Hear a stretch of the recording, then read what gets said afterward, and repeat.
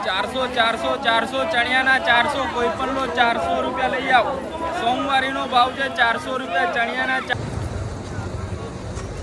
50 બે લો તો 800 માં બે અને એક લેશો તો 450 તો એમ 500 ઓકે 600 નો દુપટ્ટો પણ 400 માં પડશે લગરી પટ્ટો દુપટ્ટો છે